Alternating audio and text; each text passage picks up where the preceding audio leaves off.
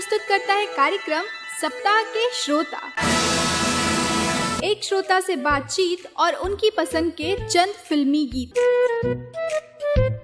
इस सप्ताह के हमारे श्रोता साथी हैं योगेश सारवा और इनसे बातचीत कर रही हैं मीनू सिंह। सप्ताह के श्रोता इस क्रम में आप सभी का स्वागत है। हमेशा की तरह आपके मन में उत्सुकता होगी कि आज कौन सा श्रोता अपनी आवाज के जरिए आपसे रूबरू होने वाला है। वो हिंदी फिल्मों में एक गीत है ना, वो कौन है वो कौन है, तो उसका नाम भी हम बताएंगे, पर उससे पहले स्वीकार कीजिए मीनू सिंह का नमस्कार। तो हमारे आज के सप्ताह के श्रोता हैं ग्राम बन बघेरा राजनांदगांव के श्री योगेश सारवा। योगेश सारवा जी, बहुत बहुत स्वागत आपका हमारे इस कार्यक्रम में। नमस्कार सभी अर्पा परिवार और आप सभी अर्पा के पदाधिकारियों को मेरा प्यार भरा नमस्कार। योगेश सारवा, ग्राम बन बघेरा जी, राजनांदगांव से। आपका प्यार भरा नमस्कार हम और हमारे सभी श्रोता साथी स्वीकार कर रहे हैं। और योगेश जी, हम और हमारे श्रोता साथी जानना चाहते हैं आपके बारे में, आप क्या करते हैं, आपके परिवार में कौन कौन है। जी, मेरे परिवार में मेरा बड़ा लड़का है नीरज साहू और गुड़िया है अंजलि और मेरी मिसेस आशा सारवा और छोटा वाला नीलेश सारवा। और मैं पेशे से कृषक हूँ, साथ में पार्ट टाइम अपना LIC का भी काम करता हूँ, साथ में किसानी है, ये सब देखता हूँ मैं। अच्छा, आपने शिक्षा कहाँ तक ली है? मैं पुराना 10वीं किया हूँ मैडम जी, क्योंकि अभाव था, गरीबी थी, इसलिए ज्यादा नहीं पढ़ पाया। जी जी। और इसलिए मैं 10वीं तक पढ़ाई किया हूँ और बचपन से मेरे को आकाशवाणी से बहुत ही लगाव रहा है। कि जो आपके बच्चे हैं वो किस किस क्लास में पढ़ रहे हैं, कि पहले जब आप पढ़ते थे उस वक्त की कंडीशन और आज की कंडीशन में गांव में क्या परिवर्तन आप देख रहे हैं? पहले टीचर्स बहुत कम हुआ करते थे जी। एक ही टीचर 3-4 क्लास को पढ़ाया करते थे। आज तो बहुत सी सुविधाएं हमारे शिक्षा विभाग की तरफ से बहुत से अच्छी अच्छी शिक्षाएं, और आज बच्चे भी अच्छी शिक्षा ग्रहण कर रहे हैं और पहले से बेहतर पढ़ाई। पहले तो बहुत टफ था और आज का इतना मतलब एडवांस हो गया है पढ़ाई। बच्चे खेल खेल में पढ़ाई कर लेते हैं, बहुत सरलता से बच्चे बहुत सारी कठिन कठिन चीजें। मेरे गांव वगैरह में एक मतलब मिडिल स्कूल है, वहाँ पे कबाड़ से जुगाड़ करके क्विज में छत्तीसगढ़ में प्रथम स्थान मिला है और हमारे स्कूल की शिक्षिकाओं को। और बहुत ही अच्छा मतलब उनका प्रयोग है, शिक्षा के प्रति अच्छा लगाव है। गाँव वगैरह शिक्षा की स्तर में काफी उन्नति कर रहा है। अच्छा, ये कबाड़ से जुगाड़ में उन्होंने बनाया क्या था सर? बहुत अच्छी बात आपने बताई। जैसे पुराने स्क्रैप होते हैं, जैसे खिलौने हो गए टूटे वाले, टूटे जैसे बच्चे लोग को मंगाते हैं घर से मैडम लोग, अब ये सामान लाना, डिब्बा लाना, ऐसा करके तो जुगाड़ बनाया है, कबाड़ से जुगाड़। तो मधुलिका विश्वकर्मा मैम है, उन्होंने ऐसा नया नवाचार शिक्षा के माध्यम से किया है।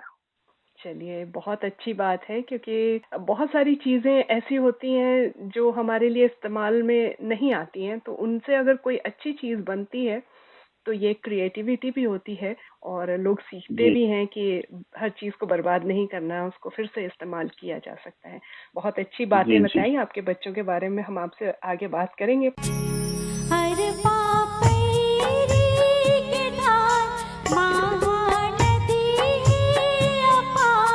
ये है आपका अपना अर्पा कम्युनिटी रेडियो बिलासपुर और अर्पा वेब रेडियो।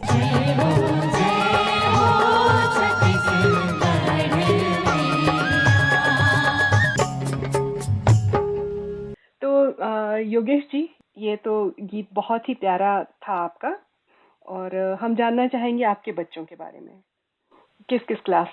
मेरा बड़ा लड़का नीरज साहू, जो कि कभी पढ़ाई कर रहा है और फाइनल PG कर रहा है सामाजिक में, WMS कहते हैं उसे, सामाजिक क्षेत्र में पढ़ाई कर रहा है।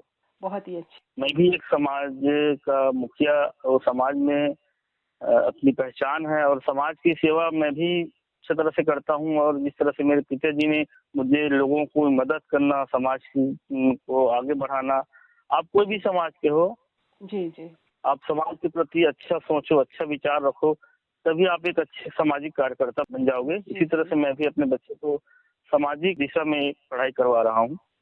ये बहुत अच्छा काम है कि आप जिस फील्ड से जुड़े हैं उस फील्ड में जो टेक्निकल नॉलेज है, कौन कौन सी सुविधाएं मिलती हैं, क्या क्या हम लाके अपने गांव में कर सकते हैं, उस पर एक विशेषज्ञता आपका बच्चा हासिल कर रहा है, जो निश्चित आप और आपके पिता के काम को आगे बढ़ाएगा। आजकल स्कूलों में और बहुत ही कम नैतिक शिक्षा के ऊपर जोर दिया जाता है। जी। तो नैतिक शिक्षा माँ बाप से और समाज से ही मिलता है। और शिक्षा तो ठीक है, मगर आपके पास नैतिकता नहीं है, व्यवहार नहीं है, तो शिक्षा कोई काम की चीज नहीं है। जी, सही कहा आपने। और ये सब अपने बड़ों से ही बच्चे सीखते हैं, और आप चूंकि उसमें लगे हुए हैं तो हम उम्मीद करते हैं कि आपके जो बेटे हैं वो आगे जाके बहुत सफल होंगे। और यहाँ पर हम जानना चाहेंगे, जैसे कि आपके गांव का नाम वन बघेरा है, सुनने में बड़ा प्यारा लग रहा है। वन भी है और बाघ भी है, तो हम आपके गांव के बारे में जानना चाहते हैं। जी जी जी जी मेरा गांव ऐसे जिला मुख्यालय राजनांदगांव से 16 किलोमीटर और दुर्ग जिला मुख्यालय से 22 किलोमीटर के बीचों बीच है। और चूंकि मेरे गांव के आसपास मैकल श्रेणी पर्वतमाला का थोड़ा सा 100-150 एकड़ में फैला हुआ है, और उसी के आसपास में वन चेतना केंद्र छत्तीसगढ़ शासन ने जंगल सफारी का वहाँ पर बढ़िया सा डेवलप किया हुआ है। और उसी के पास से मेरा गांव है। चूंकि पूर्वजों के कहना है कि बहुत सारे जंगल थे, बहुत सारे झाड़ियाँ थी, बड़े बड़े जानवर थे, इसलिए गांव का नाम वन बघेरा पड़ा। मतलब वन का अभ्रंश है वो, जी। वन का वन है, इसलिए वन बघेरा मेरा गांव का नाम पड़ा है। तो सारवा जी, जैसे आजकल बहुत कुछ सुनने को मिलता है कि हाथी आ गए और उन्होंने फसल नष्ट कर दी, तो ऐसे जंगली जानवर भी आपके गांव में आते होंगे, तो उनसे सुरक्षा? मेरे यहाँ जंगली जानवर तो आते नहीं है, मगर जंगली सुअर बहुत आते हैं। अच्छा। क्योंकि गांव से थोड़ा सा नजदीक है जंगल, 2 से 3 किलोमीटर का जंगल है, तो जंगली सुअर हमारे फसल को बहुत नुकसान करते हैं। और जैसे है हम किसान भाई उसको बचाने का प्रयास भी करते हैं। जी जी। फिर भी सभी के लिए जीव मात्र, सभी के लिए भगवान ने यहाँ पर व्यवस्था किया है। क्योंकि किसान है हम, तो सभी के लिए सोचते हैं। ठीक है, थोड़ा सा फसल नुकसान होता है, क्या करेंगे, जंगली जानवर से उपाय तो है नहीं। शासन अपने स्तर पे करती है, मगर उसकी पर्याप्त पूर्ति नहीं हो पाती, जो भी शासन की योजनाएं होती हैं। जी, खुद को पहल करना पड़ता है। जी जी, कुछ खुद को भी करना पड़ता है। तो आप जब इनको भगाते हैं या आपके गांव में वो आ जाते हैं, तो उसके लिए क्या करते हैं? कैसे, मतलब आवाज, शोर या और कुछ प्रयास करते हैं? फेंसिंग लगा के रखा है आपने? फेंसिंग तो रखते हैं, मगर करंट उसमें नहीं लगते। और जंगली सुअर को बचाने के लिए पटाखे का इस्तेमाल करते हैं, और झुंड में जाते हैं, अकेला नहीं जाते हैं, ताकि झुंड को देख के वो जानवर भाग जाए। हाँ, काफी शक्तिशाली भी होते हैं वैसे वो। जी जी जी जी जी। तो जंगल के पास रहने का आनंद भी है और उसकी अपनी समस्याएं भी है। और हमारे आसपास वहाँ पर बहुत अच्छे मंदिर हैं, शंभू शिवलिंग है, वहाँ पर पहाड़ी पाठ देव स्थल है, मेला भराता है दोनों समय में, शिवरात्रि में और माघ पूर्णिमा में। बहुत, अभी तो नवरात्र आ रही होगी, उसमें भी अभी तो खैर कोरोना की वजह से नहीं, सुंदर नजारा होता है। कोरोना काल में अभी थोड़ी दिक्कत होगी। जी जी जी जी।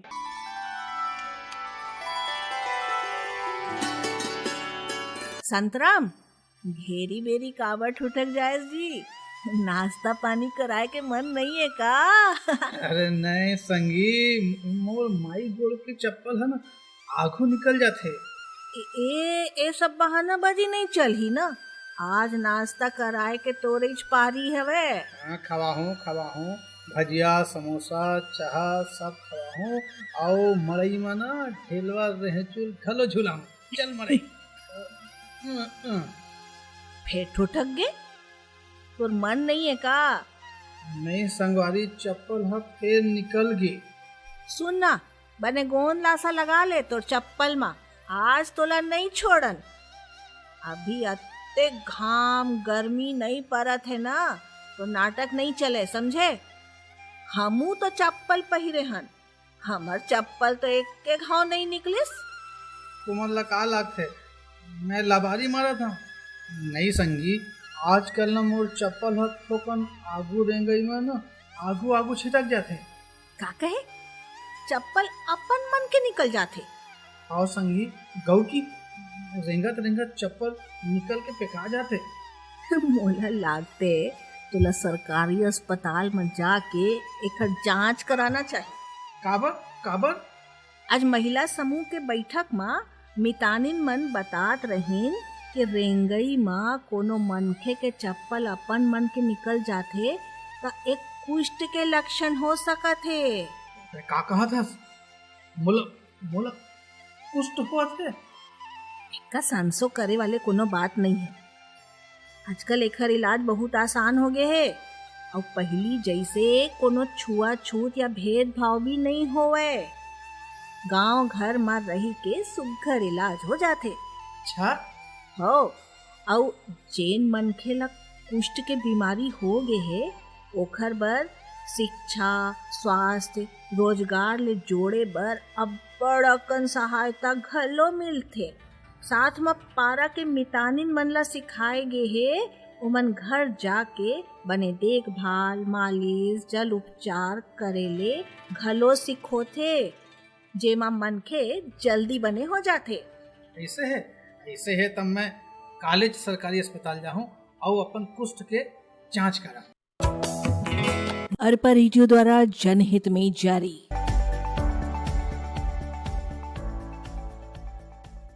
योगेश फारवा जी, आपने कहा आप सामाजिक कार्यों से जुड़े हैं, तो किस तरह के सामाजिक कार्य आप करते हैं?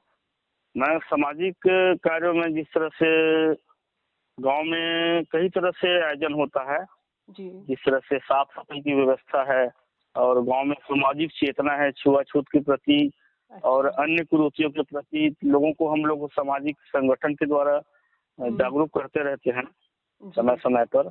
हाँ। और बहुत सी ऐसी गतिविधियां हैं जो हम लोग संगठन के माध्यम से चलाते हैं। चूंकि हमारा रेडियो श्रोता संघ एक परिवार है, जी, तो समय समय पर अपने संघ के द्वारा भी हम लोग जागरूक करते रहते हैं।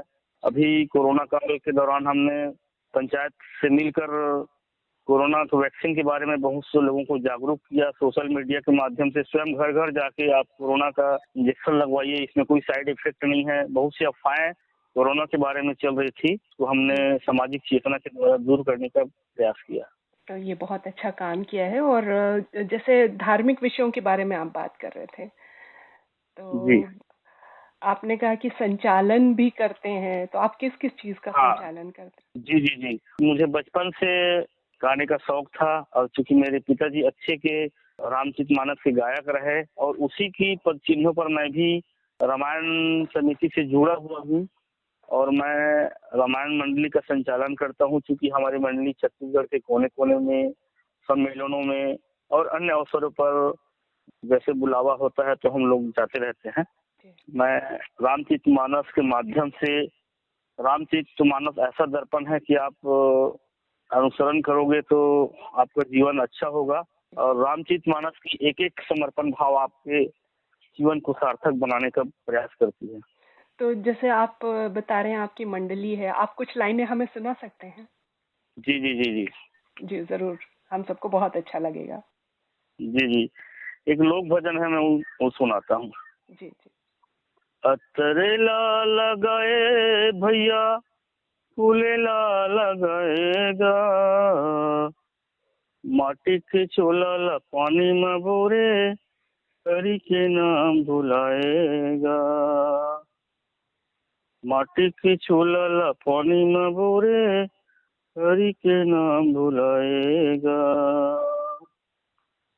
गर्भवास में कह रहे भजूं हरि नाम ला, बाहर आए कामा भुलाए नहीं भजे प्रभु राम ला, मुक्ति के मार्ग तह बनले, मुक्ति के मार्ग तह बनले, भजले सिया राम ला,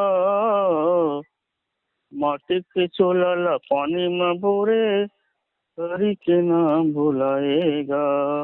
माटी के चोला पानी में बोरे, करी के नाम भुलाएगा।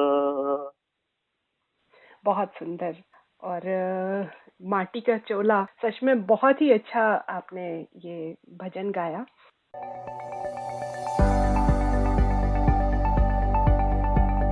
मानसिक रोग से जुड़े रोगियों से बात करें, बातें नहीं। अरे बहन जी, अब मैं इस लड़के से बहुत परेशान हो गई हूँ। जब देखो तो चिड़चिड़ चिड़चिड़, लड़ाई झगड़ा, रोना धोना, हर रोज किसी न किसी बात पर बहस करता ही रहता है। अरे वो बच्चा है और कैरियर के लिए परेशान भी। तो क्या सिर्फ उसे ही चिंताएं हैं क्या?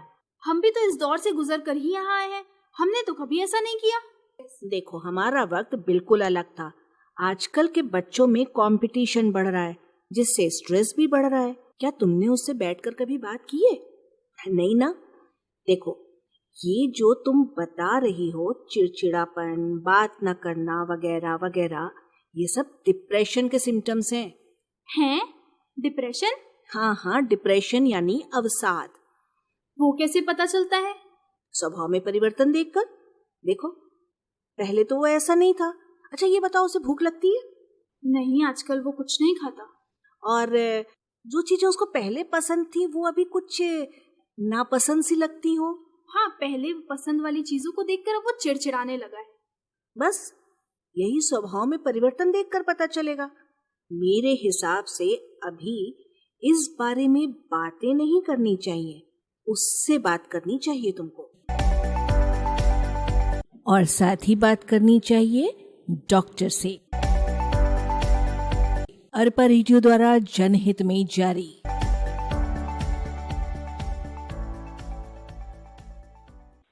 योगेश सारवा जी, सत्य ही शिव है, जी। शिव ही सुंदर है जी। और ये सच्चाई है कि आप रेडियो से बहुत ज्यादा जुड़े हैं, हर प्रोग्राम में आपके नाम आते हैं। तो ये जी। लगाव आपको कब से हुआ, हम ये जानना चाहेंगे। क्योंकि मेरा बचपन रेडियो, जब मेरा आँख खुला और मैं जब दुनिया में आया तो रेडियो की आवाज को ही कान में सुना हूँ, ऐसा शायद मेरा अंदाज है। क्योंकि मेरे पिताजी बहुत अच्छे श्रोता रहे हैं, क्योंकि पत्र व्यवहार नहीं करते थे। रेडियो सिलोन, इंदौर, भोपाल ये सुनते थे। उसी समय से मैं रेडियो सुनते आ रहा हूँ। क्योंकि मैं जब 6वीं क्लास में पढ़ता था, उसी समय से आकाशवाणी रायपुर में जो बच्चों का कार्यक्रम आता है, वहाँ से मैंने पत्र लेखन का काम चालू किया। और जब नाम आता था तो बड़ी खुशी होती थी और सीना गर्व से फूलता था कि आज मेरा नाम रेडियो में आया है। मतलब एक उपलब्धि होती थी रेडियो में नाम आना। इस तरह से चल पड़ा कारवा और आज तक मैं पत्र लेखन के माध्यम से लिखते रहता हूँ। अभी भी मेरे पास 1500 पोस्ट कार्ड है। चूंकि आजकल तो अब सोशल मीडिया के माध्यम से ईमेल और अन्य माध्यम से फरमाइशी जाती है, तो पत्र लेखन का काम थोड़ा सा कम हो गया है जी। लेकिन पत्र लेखन की बात ही अलग होती थी, उसमें बहुत सारी बातें लोग लिख कर भेजते थे और वो हम संभाल संभाल कर रखा करते थे। आज तक मेरे पास कम से कम ऐसे 200 पत्र हैं जो जन्मदिन और होली दिवाली जितने भी शुभ अवसरों पर हमारे श्रोता मित्र जो बहुत दूर दूरस्थ अंचलों में रहते थे, उन्होंने हमें पत्र लिखा, हमने उनको पत्र लिखा, तो वो लोग भी संभाल के रखे हैं और मैं भी उनके पत्रों को संभाल के रखा हूँ। रंग बिरंगी अलग अलग रंगों में, अलग अलग लिखावटों में पत्रों का यहाँ पर मेरे पास संग्रह है। जी जी। और अरपा रेडियो के बारे में हम जानना चाहेंगे, ये कब से आप सुन रहे हैं और क्या क्या चीजें अच्छी लगती हैं और क्या सुधार चाहते हैं? अरपा रेडियो से मैं कम से कम 6 महीनों से जुड़ा हुआ हूँ। चूंकि मेरी एक्टिविटी 3 महीनों तक तो मैंने कुछ लिखा नहीं, खाली सुनते गया, समझते गया कि अरपा में कैसे हम भाग ले सकते हैं, कैसे पार्टिसिपेट कर सकते हैं। क्योंकि 3 महीने के बाद मैंने पूरे जान लिया कि इस तरह से हम पत्र माध्यम से या ईमेल के माध्यम से भेजते हैं। चूंकि मुझे 3 महीने हुआ है, वैसे तो मैं 6 महीने से पहले से सुन रहा हूँ रेडियो अरपा। जी जी। और अरपा रेडियो के बारे में यही कहना है कि अरपा ने हर श्रोताओं का ख्याल रखा है। और अरपा जिस दिन हम नहीं सुनते हैं, बिल्कुल अधूरापन लगता है। हम अन्य आकाशवाणी को सुन नहीं पाते क्योंकि हम अरपा से जुड़े हुए हैं। और अरपा ऐसा लगता है कि हम अर्पा के ही परिवार हैं। बिल्कुल, आप हमारे और परिवार के सदस्य हैं। और अर्पा ने कभी हमें गम और कभी हमें ऐसे निराशा में हमें डुबोया नहीं है। सदा ही अच्छा स्वस्थ मनोरंजन किया है और साथ साथ ज्ञानवर्धक सूचना अच्छा मनोरंजन के ऊपर खरा उतरने का प्रयास किया है। और आगे भी अर्पा अच्छे से अच्छे कार्यक्रम हमें देती रहेगी, ऐसी अपेक्षाएं है।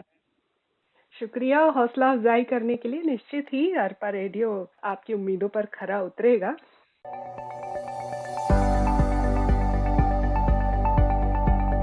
मानसिक रोग से जुड़े रोगियों से बात करें, बातें नहीं। अरे बहन जी, अब मैं इस लड़के से बहुत परेशान हो गई हूँ। जब देखो तो चिड़चिड़ चिड़चिड़, लड़ाई झगड़ा, रोना धोना, हर रोज किसी न किसी बात पर बहस करता ही रहता है। अरे वो बच्चा है और कैरियर के लिए परेशान भी। तो क्या सिर्फ उसे ही चिंताएं हैं क्या? हम भी तो इस दौर से गुजर कर ही यहाँ आए हैं। हमने तो कभी ऐसा नहीं किया। देखो, हमारा वक्त बिल्कुल अलग था।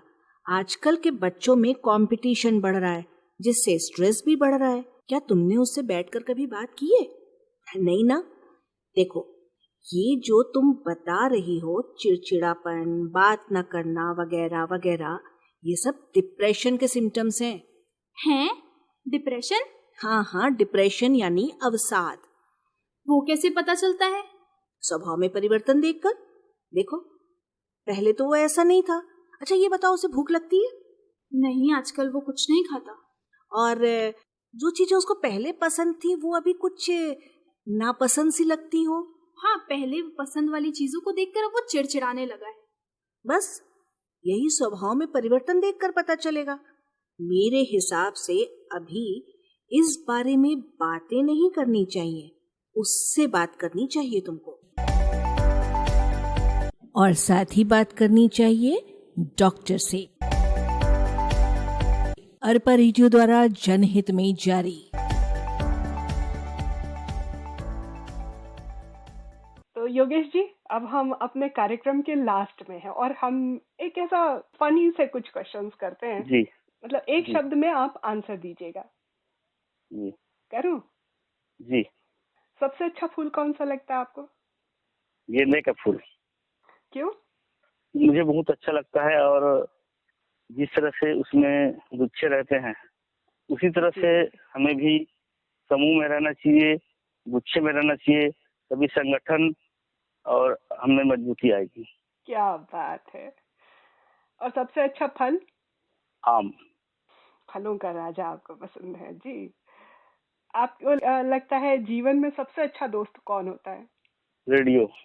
क्या बात है। सबसे अच्छा गीत कौन सा लगता है आपको? किस सोच में पड़ गए? बहुत से गीत हैं। कोई एक गीत जो बार बार सुनने को मन करता है? फिल्म काजल का गीत, कौन सा? मेरे रोम रोम में बसने वाले राम। क्या बात है, वो आपने कॉलर ट्यून बना रखी है अपनी। जी। जी जी। और लास्ट क्वेश्चन, सबसे अच्छी हीरोइन कौन सी लगती है फिल्म की? मीना कुमारी। चलिए, बहुत सारे ऐसे फनी से क्वेश्चंस हमने इसलिए किए कि थोड़ी सी रोचकता आए जीवन में। अब भी कोरोना काल है, सभी को भय है, थोड़ा सा डर है और सब लोग समझते हैं थोड़ा से हम बंधे हुए हैं। तो हमारे अगर जी। कुछ बातचीत से रोचकता आ जाए तो हमें लगता है कि सभी को अच्छा लगेगा।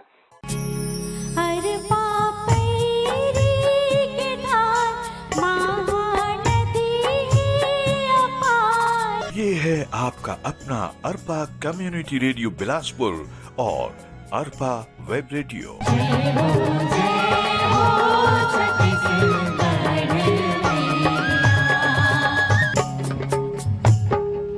योगेश सारवा जी, आपने रेडियो अर्पा के लिए इतना वक्त निकाला, हमसे बातचीत की, नई नई जानकारियां दी गांव के बारे में, अपने बारे में, उसके लिए बहुत बहुत धन्यवाद। बहुत बहुत धन्यवाद। नमस्कार। और नमस्कार। शुक्रिया। Thank you.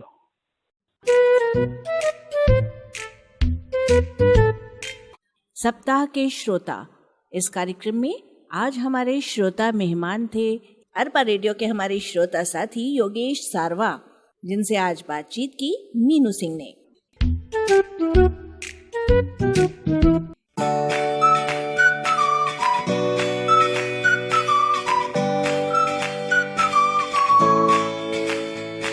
आप सुन रहे हैं अरपा कम्युनिटी रेडियो 90.8 मेगाहर्ट्ज पर।